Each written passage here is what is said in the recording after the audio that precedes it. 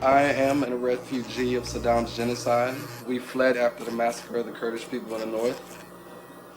You know, they say don't judge a book by its cover, but in the US right now, as far as towards the Muslim community, that's exactly what they're doing. They're judging the action of a few people and basing it on the whole majority. After 9/11, I had a knock from the FBI at my door. And he brought out a questionnaire, starting off with such questions as like, are you a part of Al-Qaeda? I told him over and over, I came here when I was around 7. And I didn't know nothing about back home. I didn't know what Osama is. I'm not even from the same region as Osama. But I guess my Middle Eastern last name and my Muslim descent automatically makes me a prime suspect in 9/11. Racial profiling's out there, and I am a prime example of it.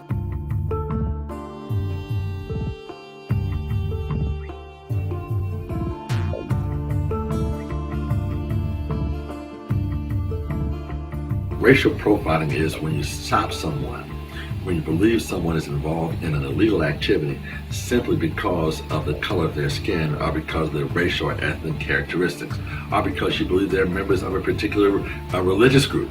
The truth of the matter is it affects everyone. If we live in a community in which any segment of our community is discriminated against and any segment of our community is actually the target of racial profiling, it undercuts the effectiveness of law enforcement for everyone in those communities.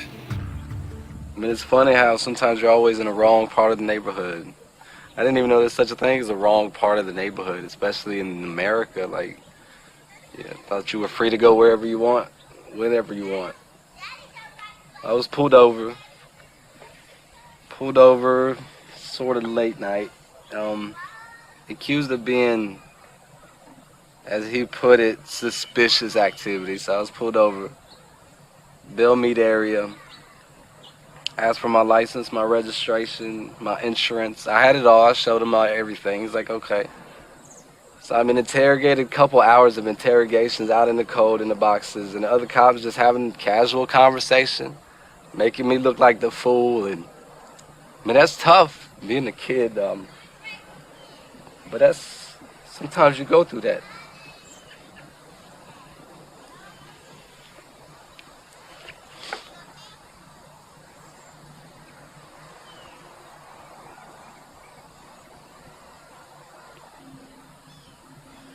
I mean, at the end, I was let go.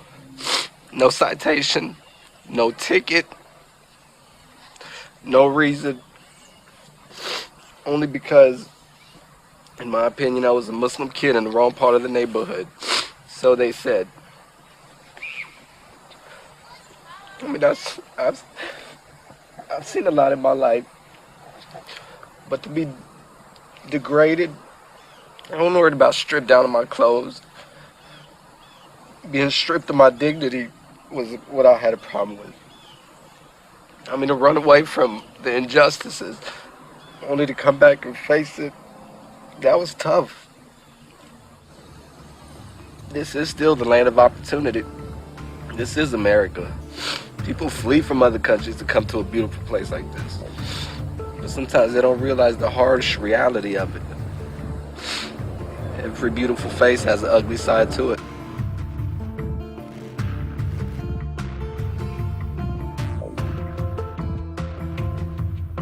Just being an African-American male in America, male of color in general, especially with the way America is reflecting black and brown people in this country, it's difficult not to encounter it at some point. I actually had a case sitting in front of my house, me and 2 other men.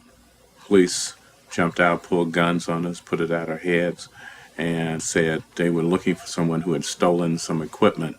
And I showed him that I lived at that location. And then he vociferously apologized, hoping that I would not tell any of his superiors about it. What's happening in Detroit is a subsection of what's happening in the United States. In New York, Philadelphia, Atlanta, New Orleans, Seattle, Washington, San Antonio. And the work that I have done, many of the people that have died, the 300 funerals that we've gone to, many of them have started with the profiling in terms of who the person happens to be. This is, for instance, Eric Williams. This is a homeless man shot by a state trooper. Everybody knew him. They didn't know him to be violent. This young lady here was shot in an altercation with the police.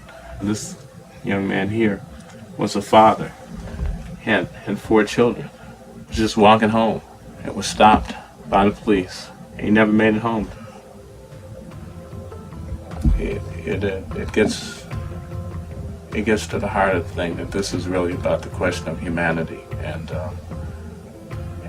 it's more tragic than one could imagine. I don't know whether it's a blessing or a curse to be given this kind of work, but we do what we do. Communities across America are being affected by racial profiling, whether it's driving while black, flying while brown, walking around while Latino. Racial profiling clearly violates our Constitution, our right to equal protection under the law, our right to due process. People need to be identified not simply because of their race or their religion or their national origin. When law enforcement does that, it starts to undermine the confidence of communities in the very law enforcement that is there to serve and protect them. 9 months pregnant is arrested, handcuffed, and thrown in a jail for a week, all according to police for not having a driver's license. According to the woman, it's because she's Hispanic. So is this a case of racial profiling? Se siente uno mal, como le digo yo al policía le rogué que no me llevara a la cárcel porque me faltaban de 3 a 4 días para aliviarme al bebé, pero eso ni eso no sé ni decirle cómo ni porque también mis hijos los dejé llorando en el carro, me sentía muy mal. Se me rompió la fuente para tener a mi bebé.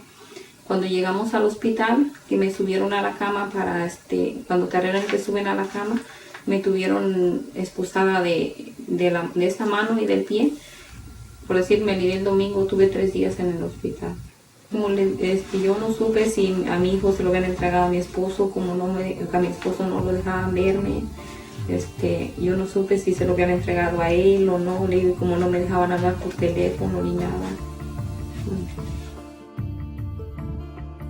One of the things that I've noticed over my 21 years in law enforcement is a historical relationship of racial profiling with African Americans, is that you now start seeing it with immigration and starting to pour in to other communities. And so you get the same feel when you were talking about immigration enforcement and the laws in Arizona. You got the same feel after 9/11 with our Arabs, our friends there, and Middle Easterns. So you can see that when strong events happen, that racialized issues become more apparent. I grew up in Michigan. Most of my life I've lived in Michigan. I have traveled extensively, whether it was for studies or whether it was for human rights research. But I have really spent most of my life in Michigan. I have to say I'm a Detroit girl, although I like the West Coast. My sister and I, we are very frequent travelers. We were vacationing in Argentina. We're flying back to the United States. We had already gone through the initial screening. We had gone through the secondary pat-down, but when we were about to board the flight at the gate, after we had presented our boarding pass, we were pulled aside by TSA agents and asked to remove our head covering. So asking us to remove our hijab in public, if you can imagine being asked to remove your underwear and removing it in public, that's really what that feeling is going to feel like. They took us back out through the security to a public bathroom. We were patted down. The bathroom was crowded. I remember that there were people going in and out of the bathrooms, and they were asking, why did you select these women, and have you done this to anyone else? And there was another woman that was, putting her head covering back on, and I will never forget, she was shaking. She was shaking. She looked like she had been thoroughly humiliated, and obviously the same thing happened to my sister and myself. What can be done to stop racial profiling is this. First, we need strong national legislation that would ban racial profiling at the federal, state, and local level. The End Racial Profiling Act is a bill that would do exactly that, and we urge Congress to pass it. The second thing we need is the Department of Justice to strengthen their guidance on the use of race by law enforcement. And finally, we really need to see the Department of Homeland Security stop using state and local law enforcement and to enforce civil immigration law. Racial profiling doesn't work. It's not effective law enforcement. It doesn't make us safer. And at the end of the day, it just doesn't make sense.